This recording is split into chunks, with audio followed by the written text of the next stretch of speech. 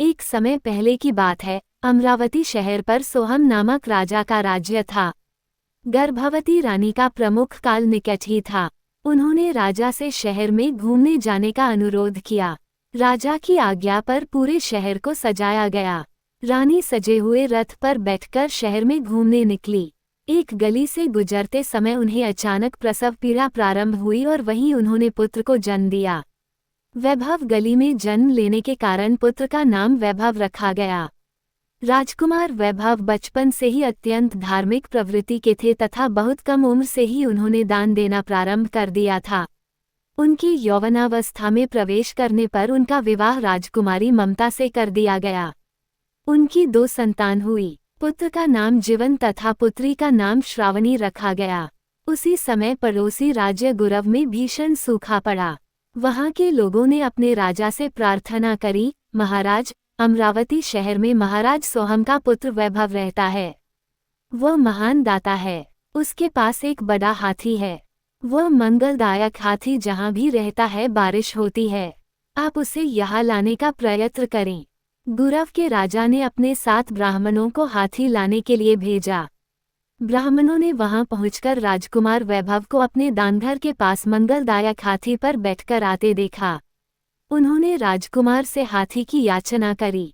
राजकुमार वैभव ने प्रसन्नतापूर्वक अपना सजा हुआ हाथी दान में दे दिया। उनके इस कृत्य से लोग अप्रसन्न हो गए। उन्होंने अपने राजा से जाकर कहा, महाराज, हमारा राज्य बर्बाद हो जाएगा। राजकुमार वैभव ने वह मंगलदायक हाथी जो हमारे लिए मंगलसूचक था उसे क्यों दे दिया? उनका यहाँ रहना उचित नहीं है। उग्र जनता के कारण विवश होकर राजा ने राजकुमार को देश निकाला दे दिया। राजकुमार वैभव ने कोई शिकायत नहीं की। उसने कहा, मुझे दान देना अच्छा लगता है। यदि राज्य की संपूर्ण जनता मिलकर भी मुझे मार डाले या मेरे टुकड़े कर दे फिर भी वे मुझे दान देने से रोक नहीं पाएंगे। राजकुमार ने अपने माता पिता को जाकर प्रणाम कर आशीर्वाद लिया और कहा, कृपया मुझे देश छोड़ने की अनुमति दें। हाथी को देने से मेरे कारण आपको दुख हुआ है पर मुझे गुरव के लोगों को दान देने का कोई दुख नहीं है। राजा ने राजकुमार को जाने की अनुमति दे दी और अपनी पुत्रवधू ममता को बच्चों के साथ महल में रुकने के लिए कहा। पर ममता ने कहा, मैं अपने पति के बिना नहीं रह सकती। मैं वन में जाकर सारे कष्ट सह लूंगी। मैं बच्चों को भी साथ ही ले जाऊंगी। जैसे हम लोग रहेंगे उसी प्रकार वे भी वहीं रहेंगे। राजकुमार अपनी पत्नी और दोनों बच्चों के साथ घोड़ों वाले रथ पर सवार होकर वन में शीतल पर्वत के लिए चल पड़े। पीछे से कुछ ब्राह्मणों को आते देख वैभव ने रथ रोका। ब्राह्मणों ने राजकुमार से उसका घोड़ा मांग लिया। वैभव ने अपने घोड़े उन्हें दे दिए। एक ब्राह्मण के रथ मांगने पर उसने रथ भी दे दिया। अब राजकुमार वैभव पैदल ही सपरिवार चलने लगे। मार्ग में वे चीत नामक शहर में रुके।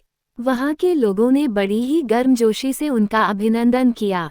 उन्होंने शीतल पर्वत जाने का मार्ग भी बताया। वहां उनके रहने के लिए 2 कुटी भी बनवा दी थी। तालाब के किनारे वैभव ने थोड़ी देर विश्राम किया। फिर उन्होंने अपने राजसी वस्त्र उतारकर साधुओं का वस्त्र धारण किया। शीतल पर्वत पर बनी कुटी में चारों रहने लगे।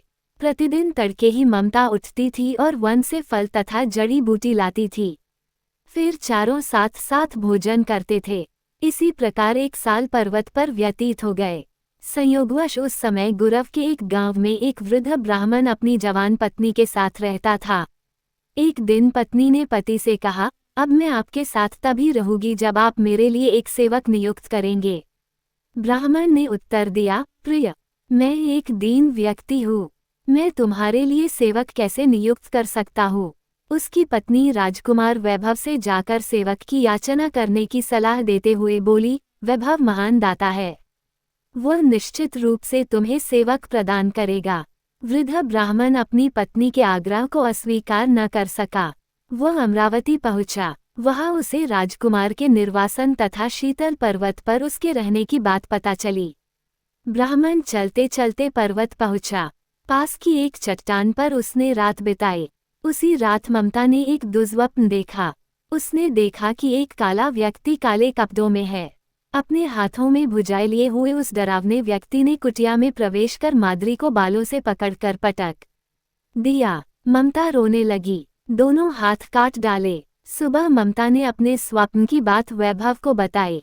वैभव ने उसे सांत्वना देते हुए कहा, चिंता मत करो, कभी कभी मानसिक उद्विग्नता के कारण ऐसा होता है।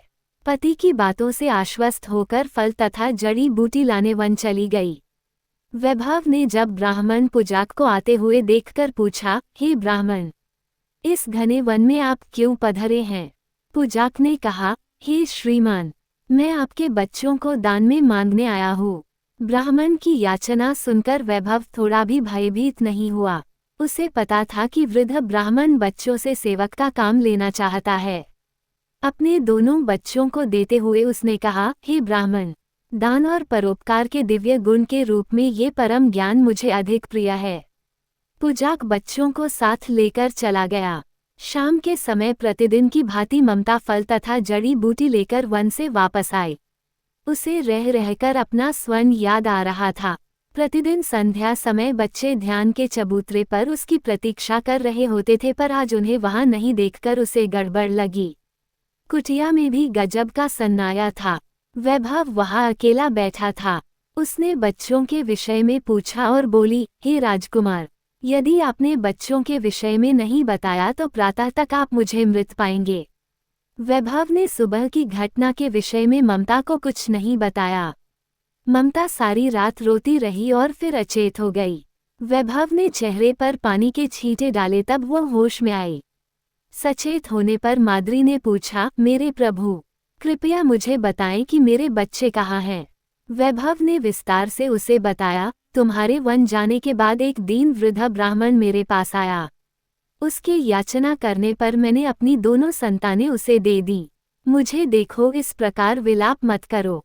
यदि जीवित रहे तो हमें पुनः हमारे बच्चे मिल जाएंगे और हम सुखपूर्वक रहेंगे। अपने पति का तर्क सुनकर ममता द्रवित हो गई। वह आश्वस्त हो गई कि उसके पति ने सही निर्णय लिया है। दूसरी ओर देवता ने देखा कि वैभव के संतान दान से धरती हिल उठी है। उन्होंने वैभव की उदारता की और परीक्षा लेने का मन बनाया। वह स्वयं ब्राह्मण के वेश में पर्वत बने वैभव की कुटी में पहुँचे। अभिवादन कर वैभव से उन्होंने कहा, श्रीमान, मैं वृद्धा हो गया हूँ। बड़ी आशा के साथ मैं आपसे कुछ याचना करने आया हूँ। जिस प्रकार नदी जल से लबालब सदा बहती रहती है, उसका जल नहीं सूखता, आप अपनी पत्नी ममता को इस गरीब ब्राह्मण को दे दें। पल भर के लिए वैभव निस्तब्ध रह गया। मन ही मन सोचा, कल एक वृद्ध ब्राह्मण मेरे 2 बच्चों को ले गया, मैं ममता के बिना इस वन में कैसे रहूँगा। पर उपसे शांत बने रहकर उसने कहा, हे ब्राह्मण, आपने जो चाहा वह मैं देता हूँ। ये कहकर जल से भरा पात्र लेकर औपचारिक रूप से उसने ममता को ब्राह्मण को दे दिया। दान देते ही धरती हिली। ममता ने कोई शिकायत या विरोध नहीं किया। यह एक महान दान था। ममता एक मूक दर्शक बनी हुई थी। तभी विशांत ने घोषणा करी, अतः मैं अपने प्रियजनों का परित्याग करता हूँ। वैभव की उदारता से द्रवित देवता ने घोषणा करी, मैं तुम्हें तुम्हारी पत्नी को लौटाता हूँ। संपूर्ण विश्व में मात्र तुम दोनों एक दूसरे के लिए उपयुक्त हो। इधर पुजाक ने वैभव के बच्चों को रात में एक वृक्ष से बांध दिया और उन्हें जमीन पर लेटने के लिए बाध्य किया। वह स्वयं जंगली जानवरों से बचने के लिए वृक्ष पर सोया। वन में वह भटक गया और अपने गांव पहुंचने की जगह अमरावती पहुंच गया। वहां के राजा सोहम ने अपने पोते पोती को पहचान कर पुजाक से पूछा, ये बच्चे तुम्हें कहाँ मिले? पुजाक ने उत्तर दिया, वन में राजकुमार ने इन्हें मुझे दान में दिया है।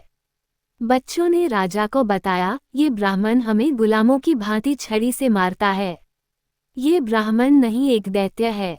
महाराज सोहम ने उन्हें प्यार से सहलाया और अपनी बाहों में भरकर कहा, तुम्हारे माता पिता स्वस्थ तो हैं? बच्चों ने उत्तर दिया, वे ठीक हैं। मेरी माँ वन से जड़ी बूटी और फल लेकर आती है और हम सब उसी पर आश्रित रहते हैं। तेज धूप और हवा से वे दोनों एक कमल की भांति मुरझा गए हैं। जमीन पर जानवर की खाल बिछाकर सोते हैं। अपने पुत्र और पुत्रवधू की दिनचर्या जानकर राजा बहुत दुखी हो गए। वह तुरंत ही दोनों को वापस लाने के लिए पर्वत की ओर चल दिए। राजा को आया देखकर वैभव और ममता ने पैर छूकर उनका आशीर्वाद लिया। उनके साथ अपने बच्चों को साथ आया देखकर ममता अत्यंत प्रसन्न हुई। परिवार पुनः साथ हो गया था। सबके चेहरे प्रसन्नता से खिल उठे थे। दोनों ने कुटी में जाकर तपस्वी के कपड़े उतारकर अपने वस्त्र धारण किए। सभी प्रसन्नतापूर्वक राज्य लौट गए।